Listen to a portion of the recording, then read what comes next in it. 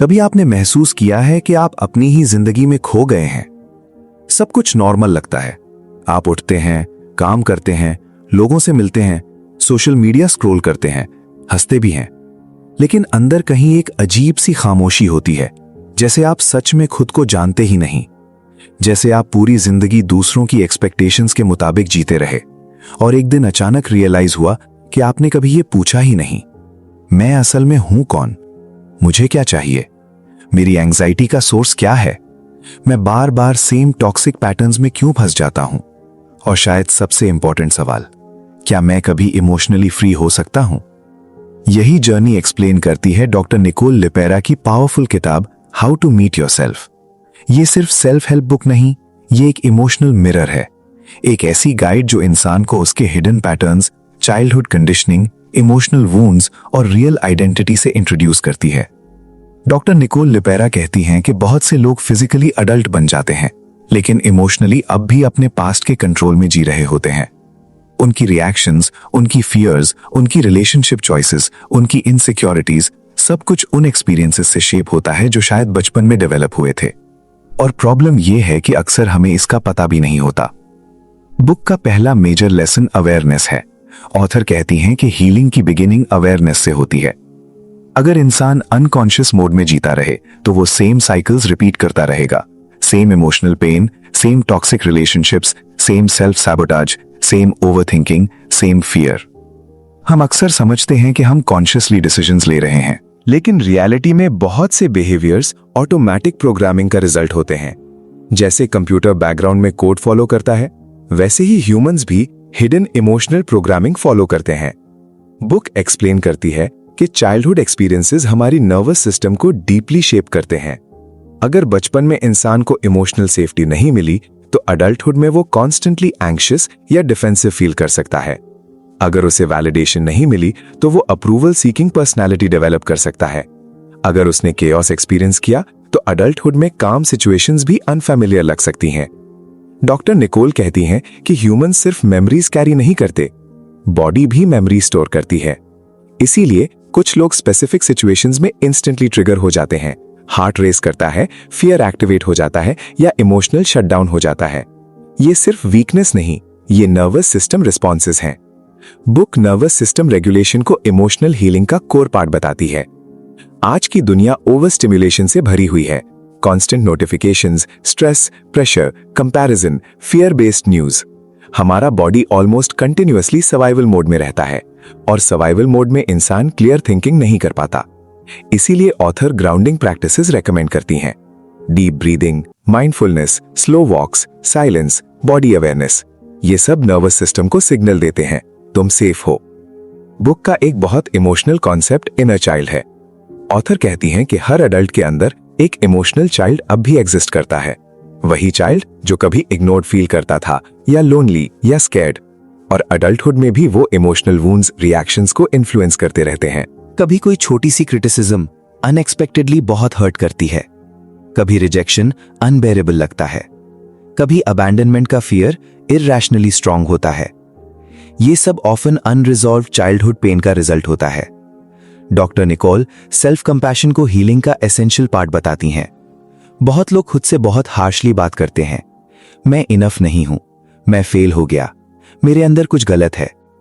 Author कहती हैं कि अगर आप कॉन्स्टेंटली खुद को इमोशनली अटैक करेंगे तो हीलिंग इम्पॉसिबल हो जाएगी। Self awareness without self compassion dangerous हो सकती है। बुक रिलेशनशिप्स को भी डीपली एनालाइज करती है।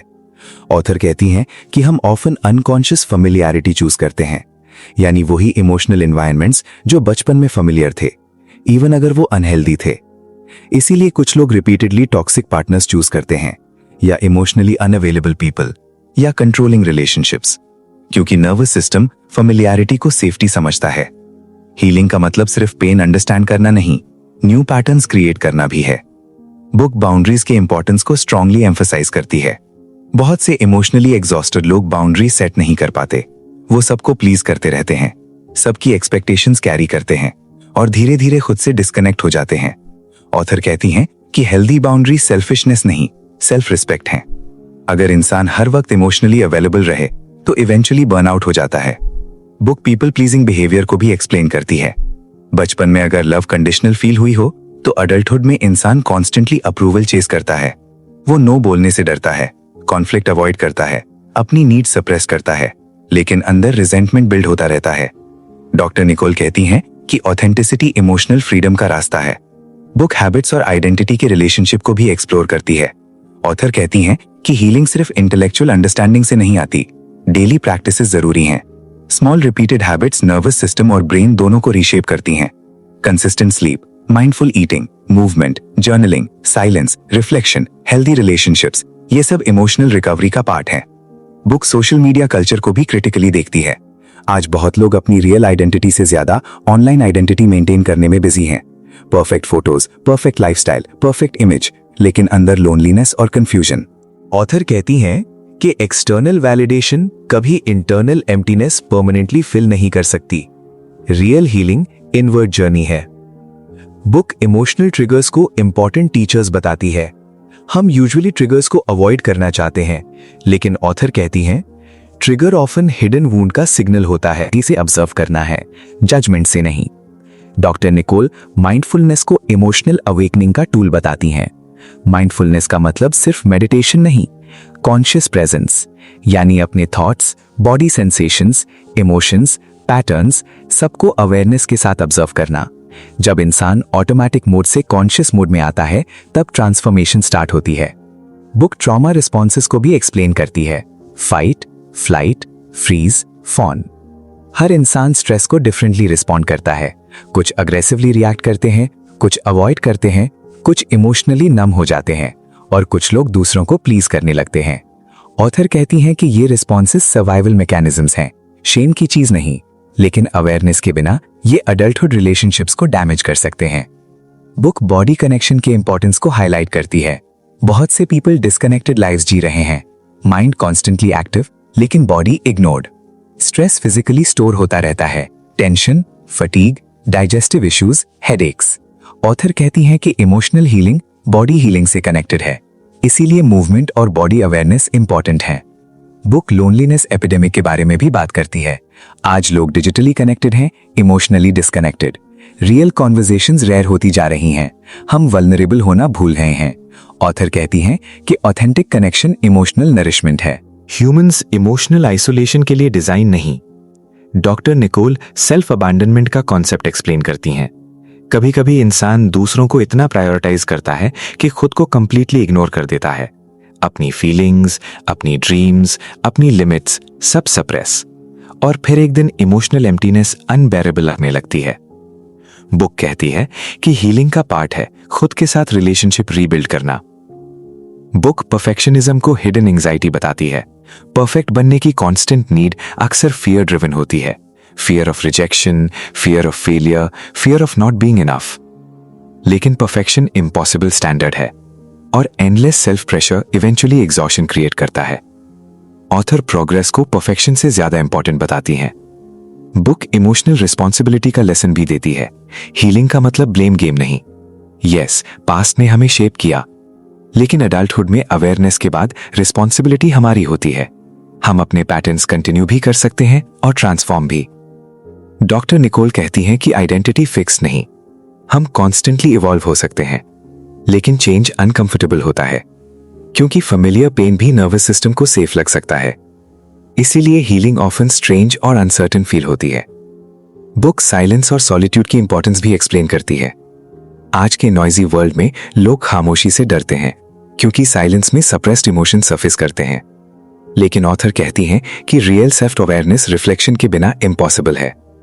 बुक जर्नलिंग को पावरफुल सेल्फ डिस्कवरी टूल बताती है। जब इंसान ऑनेस्टली अपने थॉट्स और फीलिंग्स लिखता है, तो अनकॉन्शियस पैटर्न्स विजिबल होने लगते हैं। राइटिंग इमोशनल क्लैरिटी क्रिएट करती है। बुक इमोशनल रेगुलेशन और इमोशनल सप्रेशन के डिफरेंस को एक्सप्लेन करती है। हेल्दी रेगुलेशन का मतलब इमोशंस को समझना और प्रोसेस करना। सप्रेशन का मतलब इमोशंस को इग्नोर करना। इग्नोर्ड इमोशंस डिसअपीयर नहीं होते, वो बॉडी और बिहेवियर में लीक करते रहते हैं। ऑथर हीलिंग को लीनियर प्रोसेस नहीं समझती। कभी प्रोग्रेस फास्ट होती है, कभी ओल्ड पैटर्न्स रिटर्न करते हैं, कभी सेटबैक्स आते हैं, लेकिन एवरी कॉन्शियस मोमेंट ग्रोथ का पार्ट हो सकता है। बुक कंपैरिजन कल्चर के डेंजर्स को भी हाईलाइट करती है। सोशल मीडिया कॉन्स्टेंटली ये इल्यूजन क्रिएट करती है कि दूसरे लोग परफेक्ट लाइव्स जी रहे हैं, perfect relationships, perfect success, perfect happiness. लेकिन कंपैरिजन इमोशनल सफरिंग इंक्रीज करती है। ऑथर कहती है कि हर इंसान की हीलिंग जर्नी यूनिक होती है। बुक फियर ऑफ ऑथेंटिसिटी को डीपली एक्सप्लोर करती है। बहुत लोग अपनी रियल पर्सनालिटी हाइड करते हैं क्योंकि उन्हें रिजेक्ट होने का फियर होता है, इसीलिए वो मास्क पहनकर जीते हैं, डिफरेंट पीपल के सामने डिफरेंट वर्जन्स। लेकिन कॉन्स्टेंट प्रिटेंडिंग इमोशनली एग्जॉस्टिंग होता है। रियल फ्रीडम तब आती है जब इंसान सेफली अपना ऑथेंटिक सेल्फ एक्सप्रेस कर सके। डॉक्टर निकोल ग्रैटिट्यूड को नर्वस सिस्टम हीलिंग का टूल बताती हैं। जब इंसान कॉन्शियसली पॉजिटिव मोमेंट्स नोटिस करता है तो ब्रेन स्लोली सर्वाइवल मोड से प्रेजेंस मोड की तरफ शिफ्ट होता है। बुक फॉरगिवनेस को भी इमोशनल लिबरेशन का पार्ट बताती है। फॉरगिवनेस का मतलब हार्मफुल बिहेवियर जस्टिफाई करना नहीं, बल्कि अपने आप को कांस्टेंट इमोशनल पॉइजन से फ्री करना। रिजेंटमेंट नर्वस सिस्टम को एग्जॉस्टेड रखता है। ऑथर कंसिस्टेंसी की पावर को रिपीटेडली एम्फसाइज करती हैं। Tiny daily choices eventually identity shape करती हैं। एक हेल्थी मील, एक ऑनेस्ट कॉन्वर्सेशन, एक माइंडफुल ब्रेथ, एक बाउंड्री, एक सेल्फ अवेयर मोमेंट, ये सब स्मॉल लग सकता है लेकिन लॉन्ग टर्म ट्रांसफॉर्मेशन क्रिएट करता है। बुक इमोशनल मैच्योरिटी को रीडिफाइन करती है। इमोशनलेस होना मैच्योरिटी नहीं, कॉन्शियस इमोशनल अवेयरनेस मैच्योरिटी है। अपने रिएक्शन समझना, अपनी रिस्पॉन्सिबिलिटी लेना, हेल्दी कम्युनिकेशन, एम्पैथी, ये रियल ग्रोथ है। डॉक्टर निकोल कहती हैं कि बहुत से adults emotionally disconnected childhood carry कर रहे हैं। इसीलिए वर्ल्ड में एंजाइटी और लोनलीनेस इंक्रीज हो रही है। पीपल प्रोडक्टिविटी सीख रहे हैं लेकिन इमोशनल रेगुलेशन नहीं। सक्सेस चेस कर रहे हैं लेकिन इनर पीस नहीं। बुक कहती है कि रियल हीलिंग आउटवर्ड अचीवमेंट से ज्यादा इनवर्ड कनेक्शन का प्रोसेस है। ऑथर नर्वस सिस्टम सेफ्टी को बहुत इंपॉर्टेंट बताती हैं। अगर बॉडी कॉन्स्टेंटली थ्रेट फील करे तो हीलिंग डिफिकल्ट होती है। इसीलिए सेफ रिलेशनशिप्स और सेफ एनवायरनमेंट्स रिकवरी के लिए एसेंशियल हैं। बुक इंट्यूशन के कॉन्सेप्ट को भी डिस्कस करती है। जब इंसान इमोशनली रेगुलेटेड और सेल्फ अवेयर होता है तो वो अपनी इनर सिग्नल्स बेटर सुन पाता है, लेकिन क्रॉनिक स्ट्रेस इंट्यूशन को ड्राउन कर देता है। डॉक्टर निकोल कहती हैं कि ह्यूमंस नेचुरली होल बॉर्न होते हैं। लाइफ एक्सपीरियंसेस लेयर्स क्रिएट कर देते हैं, fear, conditioning, shame, defences. Healing का process actually becoming someone new नहीं, बल्कि अपने ऑथेंटिक सेल्फ तक वापस पहुंचना है। बुक बर्नआउट कल्चर को भी क्रिटिसाइज करती है। मॉडर्न वर्ल्ड हसल को ग्लोरीफाई करती है, रेस्ट को लेजीनेस समझा जाता है, लेकिन exhausted nervous system clarity lose कर देता है। ऑथर कहती हैं कि रेस्ट प्रोडक्टिविटी का एनिमी नहीं, रिक्वायरमेंट है। बुक इमोशनल ऑनेस्टी की इंपॉर्टेंस एक्सप्लेन करती है। अगर इंसान कॉन्स्टेंटली प्रिटेंड करता रहे कि सब ठीक है तो इंटरनल डिस्कनेक्ट इंक्रीज होता है। हीलिंग वल्नरेबिलिटी डिमांड करती है। अपना ट्रूथ फेस करना, अपनी नीड्स एक्नॉलेज करना, अपने पेन को एक्सेप्ट करना, ये सब करेज डिमांड करता है। डॉक्टर निकोल होप का पावरफुल मैसेज देती हैं। चाहे इंसान कितना भी लॉस्ट फील करे, चाहे उसके पैटर्न्स कितने भी ओल्ड हों, चेंज पॉसिबल है। ह्यूमन ब्रेन अडेप्टेबल है, नर्वस सिस्टम हील कर सकता है, रिलेशनशिप्स इंप्रूव हो सकती हैं, सेल्फ वर्थ रीबिल्ड हो सकती है।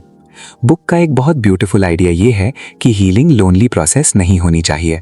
सपोर्ट लेना वीकनेस नहीं, therapy, community, healthy friendships, meaningful conversations, ये सब ग्रोथ एक्सेलरेट करते हैं। ऑथर कहती हैं कि अवेयरनेस के बाद चॉइस आती है। क्या हम अनकॉन्शियस पैटर्न्स रिपीट करते रहेंगे या कॉन्शियसली डिफरेंट लाइफ क्रिएट करेंगे? यही रियल ट्रांसफॉर्मेशन का मोमेंट होता है। बुक के फाइनल चैप्टर्स डीपली इमोशनल और होपफुल हैं। डॉक्टर निकोल रिमाइंड करती हैं कि सेल्फ डिस्कवरी एक लाइफ टाइम जर्नी है। कोई फाइनल परफेक्ट वर्जन एग्जिस्ट नहीं करता। हम कंटिन्यूअसली लर्न करते हैं, ग्रो करते हैं, हील करते हैं और इवॉल्व करते हैं। हाउ टू मीट योरसेल्फ हमें यह समझाती है कि सबसे इंपॉर्टेंट रिलेशनशिप दुनिया में किसी और के साथ नहीं, खुद के साथ होता है। अगर इंसान खुद से डिस्कनेक्टेड हो तो एक्सटर्नल सक्सेस भी एम्प्टी लग सकती है, लेकिन जब इंसान अपनी रियलिटी ऑनेस्टली देखना शुरू करता है, अपने पैटर्न समझता है, अपने नर्वस सिस्टम को हील करता है और ऑथेंटिसिटी चूज करता है, तब लाइफ धीरे धीरे मीनिंगफुल लगने लगती है। आखिर में ये किताब हमें एक पावरफुल रियलाइजेशन देती है।